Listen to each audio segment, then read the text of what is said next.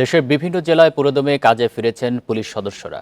পুলিশের কার্যক্রম শুরু হয়, স্বস্তি ফিরেছে সাধারণ মানুষের মনে।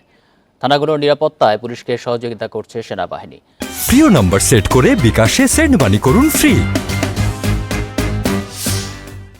পুরোদমে কাজে ফিরেছে নীলফামারী জেলা পুলিশ। জেলার 6টি থানা ও 2টি পুলিশ তদন্ত কেন্দ্রে অভ্যন্তরীণ ও জনসেবা কার্যক্রম পরিচালনা করছেন পুলিশ সদস্যরা। সড়কে শৃঙ্খলা ফেরাতে কাজ করছেন ট্রাফিক পুলিশ সদস্যরা। সচল হয়েছে নওগাঁর 11টি থানার কার্যক্রম। বিভিন্ন সড়কে টহল দিতে দেখা গেছে পুলিশ সদস্যদের। সিলেটের থানা ও ট্রাফিক পুলিশ কাজে ফেরায় স্বস্তি ফিরেছে জনমনে। নিরাপত্তায় পুলিশকে সহযোগিতা করছে সেনাবাহিনী।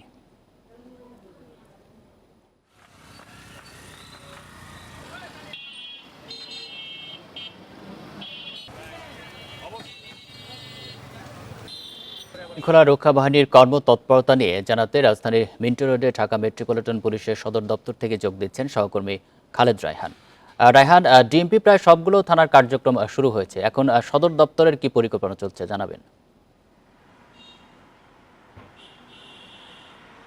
দেখুন, নিশ্চয়ই জানেন যে সদর দপ্তর মানে ডিএমপির যেই হেডকোয়ার্টারটি রয়েছে, তার যে ডিএমপি কমিশনার, তাকেও কিন্তু বদলি করা হয়েছে। নতুন ডিএমপি কমিশনার এসেছেন এবং কয়েকজন অতিরিক্ত কমিশনারকে নিয়েও কিন্তু আমরা দেখেছি যে বিভিন্ন জায়গায়, বিশেষ করে বৈষম্য বিরোধী ছাত্র আন্দোলন যারা করেছেন, তারা কিন্তু কয়েকজন অতিরিক্ত কমিশনারকে নিয়েও প্রশ্ন তুলেছেন। তারপর থেকে আমরা দেখেছি যে গতকালকে থেকে রাজধানীর বিভিন্ন থানা, বিভিন্ন ট্রাফিক মোড়ে মোড়ে পুলিশ থাকলেও ডিএমপি সদর দপ্তরের কার্যক্রম শুরু হয়েছে। তবে পুরোপুরি শুরু হয়েছে সেটি বলার আসলে সুযোগ নেই। তারা কিন্তু মোটামুটি কাজ করছেন এবং তাদের যেই কার্যক্রম, ডিএমপি কমিশনার সহ কিছু joint commissioner, additional commissioner, deputy commissioner, তারা অনেকেই কাজে ফিরছেন। তবে সকলেই কাজে এখন পর্যন্ত ফেরেননি এবং তারা যেহেতু নতুন করে সব কিছু ঢেলে সাজানো হচ্ছে, কোথায় কাদেরকে রাখা হবে, কি পরিকল্পনাতে আগানো হবে, সেগুলো নিয়েই মূলত তারা কাজ করছে। আমরা আজকেও সড়কে দেখেছি যে সড়কে ট্রাফিক পুলিশের সদস্যরা নেমেছেন, তবে শিক্ষার্থীদের তুলনায় বা স্বেচ্ছাসেবক যারা ছিলেন তাদের তুলনায় ট্রাফিক পুলিশের সংখ্যাই আজকে বেশি রয়েছে। প্রত্যেকটি জায়গায় তাদের অবস্থান রয়েছে। গতকালকে যে সকল জায়গাতে ছিলেন, আজকেও সে সকল জায়গাতে রয়েছেন এবং তারা তার দায়িত্ব পালন করছে। এবং থানাগুলোর কথা যদি বলতে চাই, গতকালকে পর্যন্ত ডিএমপির পক্ষ থেকে বলা হয়েছিল 45টি থানায় কার্যক্রম শুরু হয়েছে এবং বাকি 5টি থানা, যাত্রাবাড়ি, মিরপুর থানা সহ বেশ কয়েকটি থানা পুরোপুরি ক্ষতিগ্রস্ত হওয়ায় সেগুলোর আগে মেরামত কাজ করতে হবে, তারপরে সেখানকার কার্যক্রম শুরু করবে। তারপরেও টুকিটাকি যে কাজ, সেগুলো কিন্তু তারা করার চেষ্টা করছেন।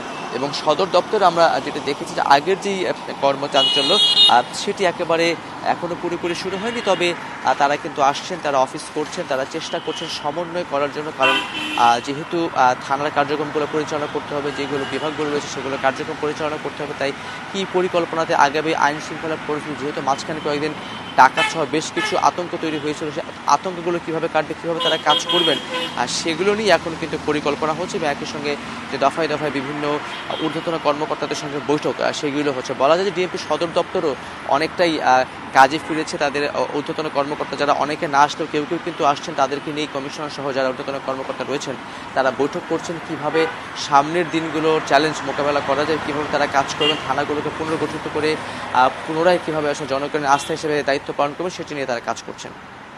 মিন্টো রোড থেকে জানাচ্ছেন সহকর্মী খালেদ রায়হান।